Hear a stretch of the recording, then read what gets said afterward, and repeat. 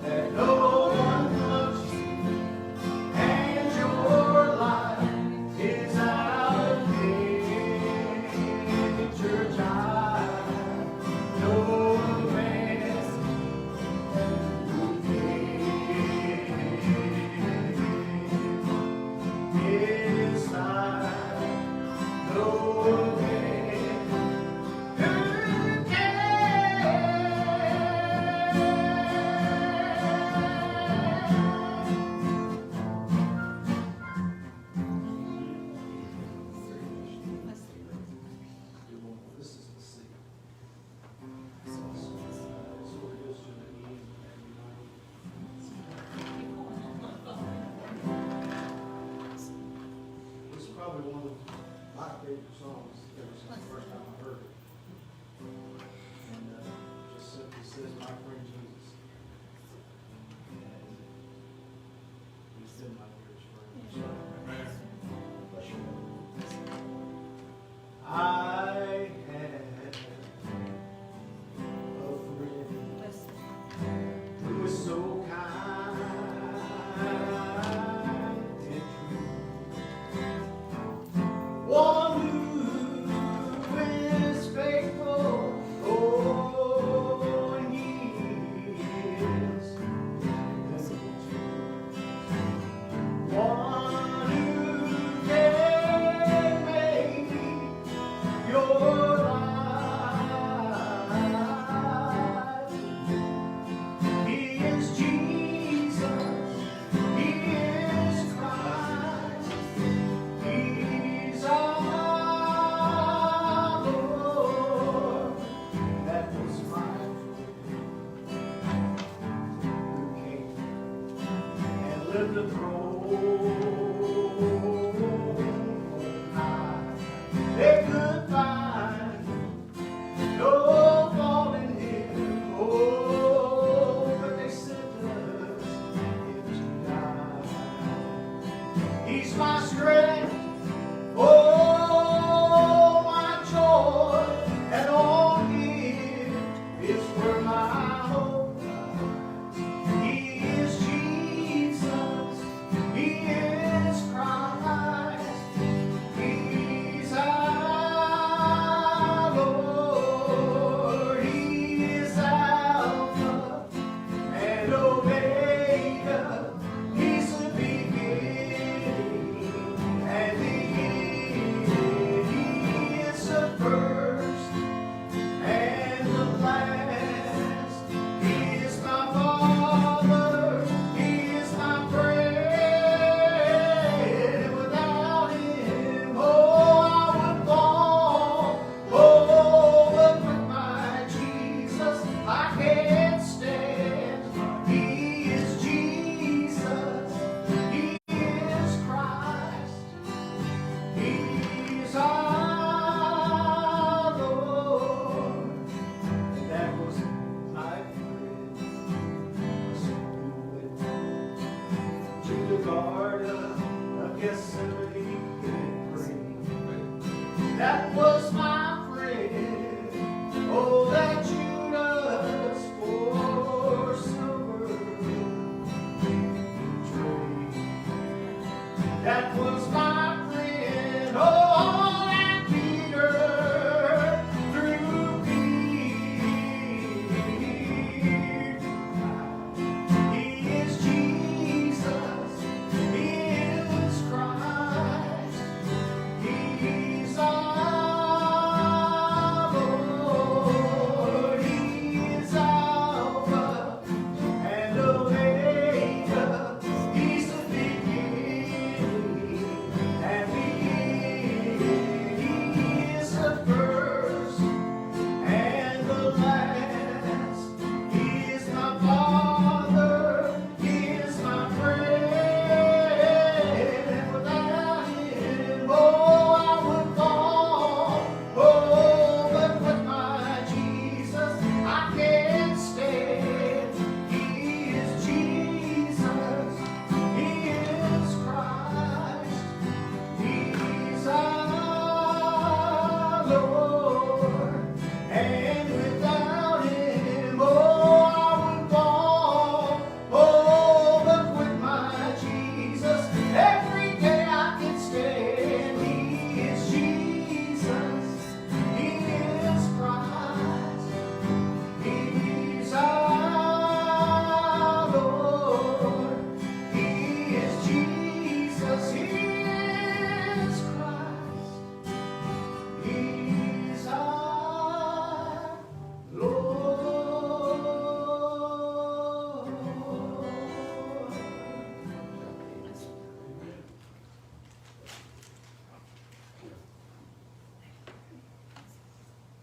Anyone else have anything on their heart this evening?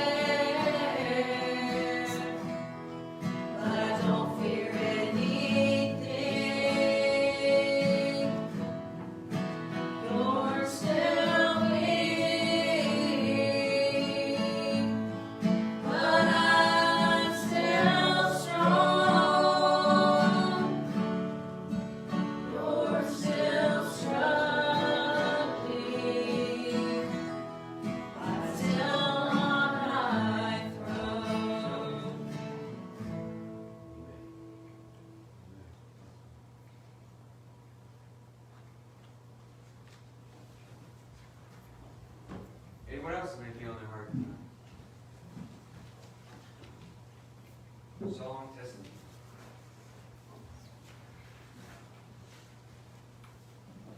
Now, can we return, please?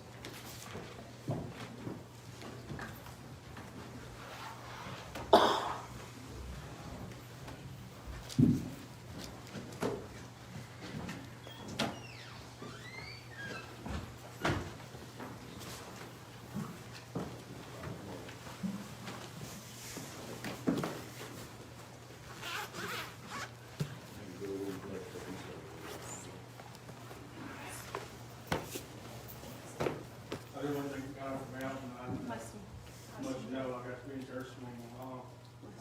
Don't get good much. I try to attend my home church as much as possible. But thank God for that blessing. It seems like every year, I feel like, she's running out of time with her health and that, but God just blesses her to keep going and going. And, he's a lot better God than I am in my mind, so I appreciate that for everything he does. And, having one full service this morning, so just trust God. Lord, gracious Heavenly Father, God, we thank you, Lord, for being in your house tonight, God, Lord.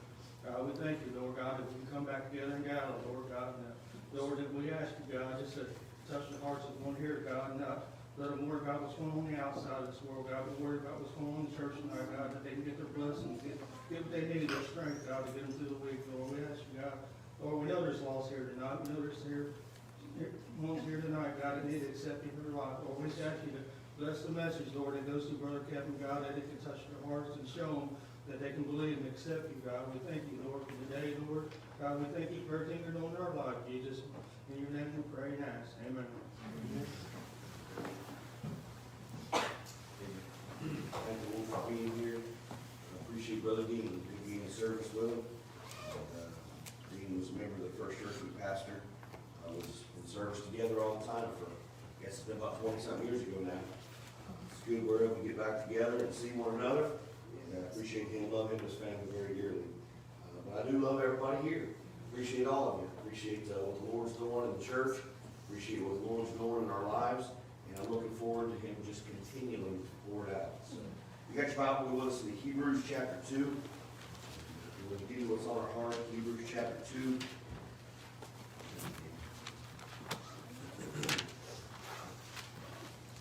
I'll read the first 3 verses here. Hebrews chapter 2. Just give you what's on our hearts today. It won't be before you very long. Hebrews chapter 2, very first verse says, "Therefore we ought to give the more earnest heed to the things which we have heard, lest at any time we should let them slip. For if the word spoken by angels was steadfast, and every transgression and disobedience received a just recompense of reward, how shall we escape if we neglect so great a salvation, which at the first began to be spoken by the Lord, and was confirmed unto us by them that heard him." And that's where we'll stop reading. Appreciate you all standing in reverence in God's word. We desire your prayers tonight. We give you what's on our heart. Again, we won't be before you very long, but we want to give you just what God gave us this afternoon. And I just can't get off my mind that very first part of that first verse that we read. Therefore, we ought to give the more earnest heed. And we'd like to preach tonight, if we can, about some things we need to give more heed to. Some things we need to give some more heed to. I'll say this. There's a lot of things in our life I've heard them and I just want to forget them. Things that come up and come our way. Things we just hear about it, Eric. We just hear the words and we just want to forget it. And we just don't want to talk about it. We don't want to discuss it anymore. We don't want to spend any time pondering upon it or thinking about it. But there's other things in our life that we think about and we recall time and time again, over and over and over. And I believe there's a reason for that, because it's time that we give earnest heed to those things that mean the most to us. Brother Rick, the things that are really dear and dear to our heart, those are the things that we should give earnest heed to. In other words, that's the thing that we should give the most serious consideration out of everything else to God, are the things that we hold dear, Brother Ron, in our lives. And I don't know about any of you, but everyone that I'm looking at tonight, and all the ones that are reaching out to tonight, via Facebook or YouTube, we want to give earnest heed to you because we love you. We appreciate you. And you never know how much your families have touched our lives and how much you've blessed us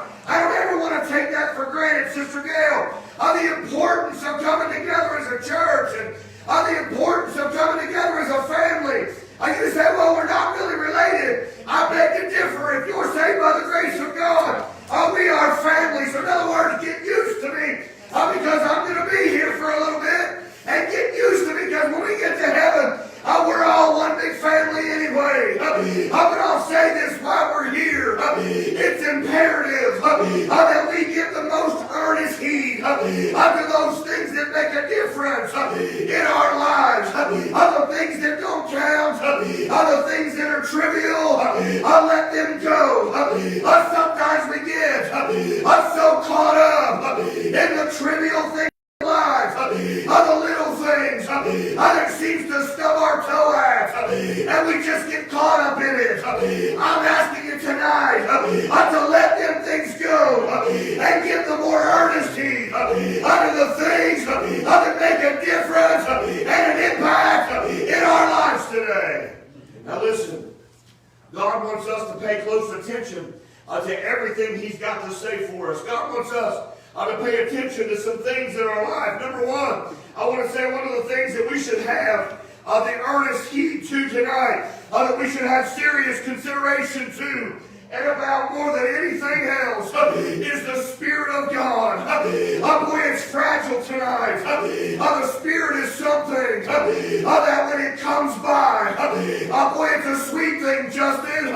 It's not something that we should look at and let it pass by, but it's something we should latch on to and go with it and let God move in it. Because where the Spirit goes, the Bible says there's liberty. I'm glad there's liberty in His house, but we should give the earnest heed to His Spirit tonight. Why is that? Because it's important not only for us to follow it and guide us, let it guide us, but it's also important that we understand that it can be easily offended. That if we don't follow it the right way, and we don't heed to what it has to say to us wrong, we can truly affect that Spirit. And the Bible tells us to grieve not the Holy Spirit of God. My mind went back in the Scriptures to Balaam, where the Lord come to Balaam and said, I'm going to tell you something. They're going to come to you, and they're going to ask you to go back with them. But Balaam, listen to me. You don't go. I want you to stay away from them. And just like God had said, they came knocking and said, Balaam, I need you to go with me. And Balaam said, no. The Lord said, I can't go. He's not giving me liberty to do so. But I'll tell you, as the conversation went on, Ron, and they enticed him, and he listened to what they had to say to him. It wasn't long after that as he began to pray and seek after God, God just said, you're going to do what you're going to do. In other words, you're going to follow after that you want. And it wasn't very long, Jared, as Balaam took off, that the angel of God come and stood in the way. I want you to know today, His Spirit, we better give heed. It can bring victory in our lives. It can bring joy. It can bring peace. But if we're not careful, it can bring destruction. It can bring turmoil. It can bring heartache if we don't follow the Spirit of God. Now listen, I know that's not always a popular preaching, but it's Bible today. And we've got to follow the Spirit of God. You say, well, you just had such a wonderful service this morning. How come you're preaching about this? This isn't to get nobody down. This is to lift you up. We're going to face some things tomorrow that we're not going to know how to get through them. We're going to face some tribulation. We're going to face some trials. And how are we going to get through that? Brother Bob, it's to be led by the Spirit, to be guided by the one who loves us, to be in sync with Him so much that when we put our foot down, He knows right where it's going. Because He gave that direction. Now listen, Balaam was in the spot. The donkey that he was riding stepped up on him. Didn't want him to go any farther because the donkey saw the angel of God. The Bible says as it went on a little farther, the donkey went out of the way and he went into a path. And the Bible said the angel of God stood right there as he did before. And again, he thrust him against the wall. And as it went on, Balaam began to get angry at this donkey because he couldn't see what was going on. And for a third time, he went on and he smashed him and he fell under the load. When he caught up, Balaam looked at that donkey and he smote him. He was angry at it. And the Bible says that God opened the mouth of the donkey and he began to speak. And he said, haven't I been yours from day one? Haven't I always done everything that you've asked me to do? Why is it then that you couldn't see what lied in front of you? And I protected you and kept you from that. And the Bible said Balaam's eyes were open to see the angel of God with a sword in his hand. Listen, I want to tell us, I want us to prepare. The devil's not happy. He's not thrilled that we're back together. And he's going to do all he can. But if we're led by the Spirit of God, it'll be all right. There's nothing he can do to stop and hinder the Spirit of God. The only way he can is if we allow it. If we allow it, and we get our mind set on things that are out there, and the things that are coming our way, and we forget to follow the Spirit of God, we'll be just like Balaam. We'll wonder why things happen. We'll wonder why we reach things. And all in all, it's been a warning. It's been a warning and saying, don't do that, don't go there. Now listen, some of the other things we should pay close attention to and have an earnest heed for those that's lost without God. I want you to get this today. You better have an earnest heed to the sin that's in your life. If you don't pay earnest heed to the fact that you're lost without God and you've got sin in your life, friends, you're in for a world of hurt. The Bible says in Romans 6:23, for the wages of sin is death, but the gift of God is eternal life through Christ Jesus the Lord. So what does that mean? That means that sin will do nothing but bring you death. Sin will do nothing more than bring you trouble. But I'm glad that when you turn your sin over to the one who forgives it all, and you give him all of you, everything that you give, he fills it to the brim. He erases and removes the sin in your life, and you become a brand new creature. We better give earnest heed to the fact of sin that comes in. The Bible even tells us as church members that we've got to do the best we can to understand it's not the big things that happen, but it's the little foxes that sneak in and destroy the vine. In other words, it's the little sins that come in that we might not be looking for, Gail. If we're looking for the big things, we can see those things. If you're married, the devil ain't going to necessarily throw somebody else in front of you to cheat. If you're secure in your marriage, he knows that. He's not going to go that way. But for 1 second, if he can get your mind off of God and get it on something else, he can affect you. And that little sin is like a little fox that nibbles at the vine. Nobody that's out of church ever planned to get out of church. Nobody that doesn't come to church anymore that's saved by the grace of God ever had it in their heart to go that direction. But it was the little things that crept in and nibbled at the vine to where they were affected and didn't realize it. We better give earnest heed to those things. We better give earnest heed to the things that can affect us. Listen, I've talked to folks before, Christians and preachers, that have flat out said, I'm above that. I'm above that. It'll never happen to me. won't take place. I'm too strong for that. And it isn't very much down the road that the temptations arise, that the little foxes crept in and began to nibble at the vine, to the point their eyes got off the Lord. Their focus began to shift.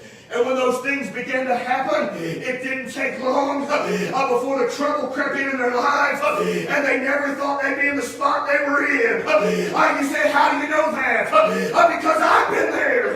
I know exactly what it's like. I'm thinking that you're Superman. I'm thinking that nothing can bother you.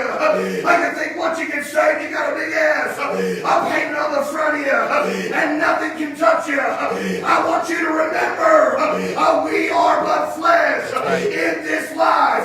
God doesn't save our flesh. He saves the spirit, and it's sealed up, never to be affected again. But while we're in this flesh, our eyes can drift, our mind can drift, and before you know it, our hearts drift too. Huh? That's right. We better pay close attention. Give the earnest heed to the sin that creeps in our life. Listen, David was a man after God's own heart. That's what the Bible said. Apple of his eye. That's what it said.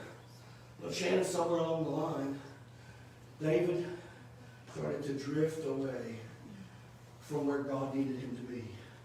Little by little, so much that David didn't even realize what was happening. To the point, one of the things God spoke and said is, David, don't you dare number the people of God. Those are my people. I know who they are. Don't you dare number them, David. And before long, David's heart and David's mind drifted. And the first thing he did is he looked at Joab and said, go out by numbers, and began to number all those that are here. Joab looked at him and said, David, don't you do that. David, this is a sin. Don't you do that. David said, I'm the king. This is what we need. He wanted to tout the numbers, Ron. He wanted to say, look what we've got. Look how big we are. That's just like the mega churches today. They want to look and say, look, we've got tens of thousands that's in attendance every single service. We have 5 or 6 a week. But let me ask this. Where's the Spirit of God? You got a building. You don't have God. Right. I'd rather have God. Amen. Than have a handful or to have a little house full than to have the thousands by the thousands and be worried about a number. Yeah. Because if I'm worried about a number, the next thing I'm going to worry about is how much you're going to put in here. How much you're going to put in here. And if you're not putting enough in here, I'm going to find some other place I can go, Ron, and I'm going to get that in here. That's not the way that God set this up. God set this up. Then He said, I'll take care of my men. I'll take care of my church. If you follow after me and you're led by the Spirit, I'll take care of the rest. That's right. Amen. Amen. We don't need to spend time teaching and preaching on tithes. I believe in them. But I'll say this, if you read your Bible, you should know what you should do. Yeah. It's not this, it's you. That's what God wants. He wants you. If He's got you, He's got your wallet. If He's got your wallet, He's got your checkbook. If He's got your checkbook, He's got your house, He's got your car, He's got your family, He's got everything. And if He don't, sin is at the door. What did Peter say? Ananias and Sapphira. The house of God was moving. They just come through the day of Pentecost. Thousands were saved. God had just moved in the church twice. Big numbers were added through salvation. So much to the point that God's men got together and said, listen, let's go sell everything we got. Let's put it all in one big pot. And let's let God just dig it out. Let's don't worry about these things. Let's just put it all there. And the Bible says that Ananias and Sapphira had a piece of property. And they could have done anything with that property they wanted, Ron. They could have kept it. They could have sold it for the right price. They could have given it to the church the way they were supposed to. But they lied to the Spirit of God. Ananias walked in, looked at Peter. Peter said, "Did you sell that property for such and such?" He said, "Yes, I did." Peter put it blandly, just said, "You're a liar. You're a liar. God knows what you did. And the feet of those that are coming to carry you out are at the door." The Bible says he fell over dead. Unbeknownst to his wife, Sapphira, she comes in, and she's going to give her part. And he looks at her and says, "Did you sell that for such and such?" He said, "I sure did." She said, "Yep, sure did. Here it is." He said, "You're a liar. The feet that just carried out your husband are nigh at the door for you." And she fell over. Tell me it's not important to follow the Spirit of God. Tell me it's not important to go after the things that God says, or the feet that lieth at the door to take you out will be right there. You say, "Well, that doesn't mean that I'm going to die." No, it don't, but I'd rather physically die than to be spiritually dead. It means more to have the Spirit of God in my life than have 2 months to my name, than to be a millionaire and not have the Spirit of God. Listen, if you're lost without God, you need to understand something. You can gain everything in this world you want. I encourage you to go to school. I encourage you to get an education. I encourage you to find a good job to work at your family. I encourage you to get married to the right person. I encourage you to have the right kids. But more important than that, I encourage you to find the Lord in your life. That's right. Without Him in salvation, it's nothing. It's nothing. What do you got? Eric, if you've got the whole world, but when He comes back to get His church, you're lost without Him, and in hell you lift your eyes. Listen, I want to say this and we'll come to a close. Something that we should give the earnest heed to is our decisions.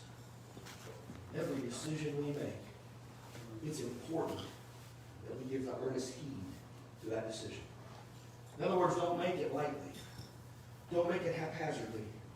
Proverbs 3:6 says this: "In all the ways acknowledge, and He shall direct thy paths."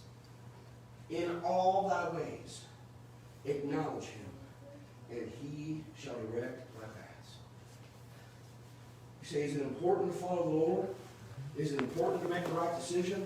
I can take you to people and places today that made the wrong decision.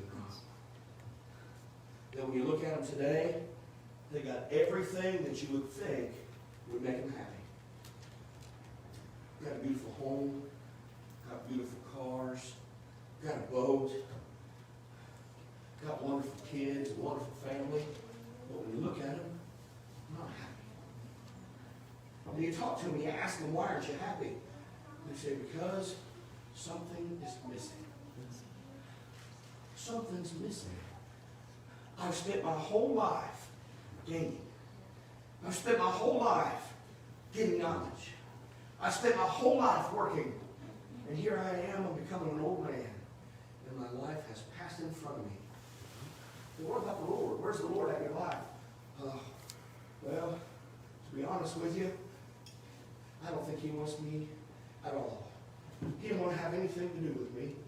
Because there was a time when He called me, and I should have been saved, but I just didn't give Him my time. I didn't give Him the time He wanted from me. I didn't pay enough attention to what He had to say. And trust me, I have begged night and day. I have begged and pleaded and said, "God, please save me. God, give me strength. God, get me through this." And He said, "Stop talking to that wall. Have it all, but have nothing." One poor decision of not following the Spirit of God will change your life. Amen. That's right. If you're lost without God, when that Spirit bids you to come and you reject it and you turn it away, it will change your life forever. Even if God's mercy comes back, and He comes back and He draws again, it ain't going to be like it was the first time. That loud knock, that strong voice, becomes a little softer. You don't feel as as much. It's still there. And let me tell you, you better give earnest heed if it is. But it sure didn't feel like it did when it first started. The longer you go, the knock stops. The voice goes away. And an emptiness fills your life. Right. How would it be to go at a young age and go to live to be 100 and be empty inside? Rick, I'm never going to be a millionaire. I'm not going to have a fast speedboat. Danny, I'm not going to have the fancy cars. You know what? I'm okay with that. Because what I got inside makes me much richer, and it's much more precious than any of that. When this world's on fire, Ron, all that's going to melt. All that's going to be destroyed. Amen. But that which is on the inside, That's right. it even won't be here. That's right. When the world's on fire, it'll be gone. Listen, it's time we give the earnest heed to these things that come in our life. Give earnest heed to His Spirit. Because it's important. It leads you, it guides you, and it directs you. Give earnest heed to the sin that creeps into our life. If you're lost without God, whether you want it or not, it's there. You were born into sin. When you reach the stage and the age of accountability, however you want to call it, that moment that you know right from wrong in your heart, sin has filled your life. Mom and dad can't take it away. Boyfriend, girlfriend can't take it away. Husband and wife can't take it away. Nobody can take it away except for the Lord. But church, we as His children need to give earnest heed to the sin that can creep in within little foxes. The little things. The short tempers. The little things that affect us to where we think nobody's around, nobody sees. Somebody's watching. Yeah. You might not see them, but somebody's watching. Well, go farther than that. God's always watching. That's right. Amen. He knows what I'm going to say when I say it. He knows the response I'm going to give before I can even get it out. You know what's better for me to do, Eric? I've learned in the 45 years I've been alive. I've learned to be patient and try to wait before I engage this mouth. To lean back into Him and say, okay, what do we say? How do I respond to this? How do I take care of this? Because I'll be honest, I don't know. But God, if you'll just take me, Lord, you'll just grab a hold of me, I'm just going to leave in your arms. I wish I could say I did that all the time, Ron. But I don't. I haven't. I've made mistakes. But I'm learning to lean on Him for everything in my life, Jerry. But especially decisions that come up in my life. Those bad decisions affect everybody around me. Yeah, it looks good. Yeah, it feels good. But what does God say about it? God might be blowing the horn saying, stop. Stop. Don't go there. Stop. Don't do that. And we say, no, that looks good. Feels right. I'm just going. And before we know it, we're headlong into it. And God's sitting there shaking His head saying, I told you. I told you I love you. I told you. You're going to have to experience this now on your own. You're going to have to feel this so that you remember the time that I told you don't. I didn't do it because I want you to be angry. I didn't do it because I don't love you. I do it because you're my favorite. Wait a minute. Whoa, He's my favorite. We better all feel like we're God's favorite. Because He loves us that way, Daniel. How else can we feel? He loves me as much as He loves you, Daniel. What He does for me, He's going to do it for you, son. Listen, God knows what He's doing. We just have to leave it in His hands. Jared from University Song. That's the message this evening. It's time we give earnest heed to all the things that come up in our life. Over the last 2 months, we've had to give some heed. It's a very pinpointed thought. Some very hard discussions and things that have taken place. To be honest, it's been hard to not lose control. To not be angry. To not want to lash out. But in the same instance, we can lean on Him to God, those feelings subside. Those feelings that overwhelm you start to vanish. Don't need a pill for it. I need Jesus. If you need a pill, that's great. Take it. But Jesus can take care of a lot of our issues if we'll just lean on Him. Give earnest heed to those things that mean the most in your life, and you'll never be disappointed. Church, you stand and pray. If you're lost this evening, I want you to understand you need to give earnest heed to the next few moments of your life. Go ahead, Jared. These next few moments are the most important times that you can. Your whole life is ahead of you. But that whole life being ahead of you, is it going the right way? Is the direction the right way? Because if it's not, you can have your whole life ahead of you, but go the wrong way and feel misery the rest of your existence. God loves you. The church loves you. And they want nothing more than to see you saved and to see you blessed. See, how do you get saved? You first got to realize that you're a sinner. You first have to realize you got sin in your life. First got to realize that you can't fix it. No matter how hard you try, no matter what you do, it's still there. But thank God, He's there saying, I'll take it all. Cast your cares on me, for I careth for you. Give me everything. Have you ever heard of somebody that says, give me all your bad stuff? I'll take all your bad stuff and I'm going to give you new stuff. I'm going to give you joy. I'm going to give you love. I'm going to give you peace. I'm going to give you everything that you need, but give me all your garbage. God's saying, just bring it here. Just bring it here. Just drop it off. I'll take it. I'll take all of it, and I'll make you brand new. What a God. What a God. Last verse.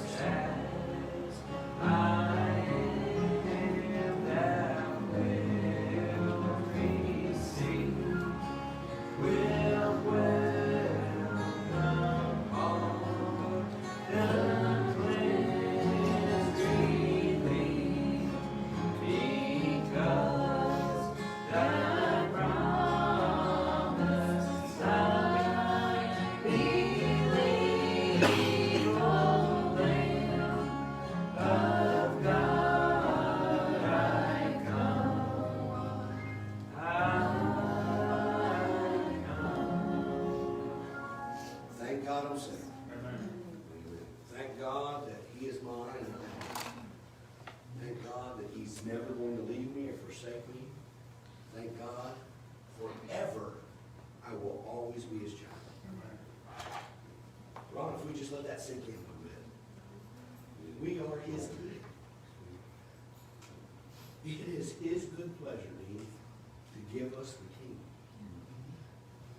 It's His pleasure to give us everything. Listen, I got to say this now. We've quoted this many times here. Bring ye all the tithes into the storehouse, that there may be meat in mine house. And prove me now herewith, saith the Lord of hosts, if I will not open you the windows of heaven, and pour you out a blessing, that ye shall not be room enough to receive it. When's the last time you got a blessing like that? That it just overwhelmed you so much you just couldn't contain it. He said, try me. Try me.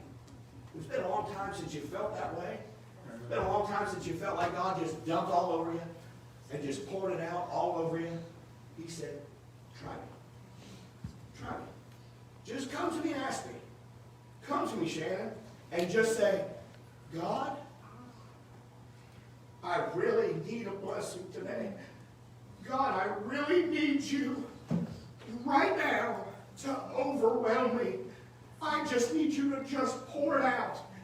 He said, try me and see if I will open the windows of heaven and pour you out a blessing that there's not enough room to contain. Church, I say we try. I say we come in with an attitude of, God, we don't deserve it. God, there's nothing we've done good enough. But God, I am begging you, open the windows. Open the windows and just pour it out. Anybody got anything on their heart, and say or do right now? Brother Kevin, I appreciate the message. That was a lot of me here about a month ago, not taking heed to God, and, I found myself drifting away from God a little, and, getting away from Him, and trying to, not reading my Bible, and doing things I should be doing, just because I got salvation, it's gonna take more than that. I thought, 3 or 4 messages I watched and listened to, and each preacher was preaching from a different part of the Bible and a different topic or anything, but every one of the messages I heard in there, cry out to God. That's all I heard, cry out to God, and He'll help you. And I was at a point, that's all I could do, was cry out to God. I felt God, He took my heart last Sunday morning to go and cry out to Him, and, it's a shame I wait 3 or 4 messages to do that, but I'm thankful that God loved me so much that He just grabbed me right back up in His arms and showed me that He's there for me forever. And I appreciate it, and I appreciate that message. It just continues to remind me that God, He's the one I need to depend on. Thankful to be in God's house. Thankful to be back with my brothers and sisters in Christ. Amen. Bless you, brother. Appreciate you, brother. All I can say, going forward, I've been right there with Rob. I've been in the same spot. And I'm coming to the point to understand that's been wasted time. It's done. I'm back. I'm right where I need to be, and I'm going forward. Don't waste any time. It's over. It's done. God's forgotten it. Move on. Let God have His way. Anybody else? All right, well, we'll conclude our live services tonight. We appreciate everybody tuning in with us tonight, being part. On behalf of all of Branch Bishop Baptist Church, we love you and we appreciate you. And as we've said before, we don't own the rights to these songs, but we do have a copyright license for live stream as well as services.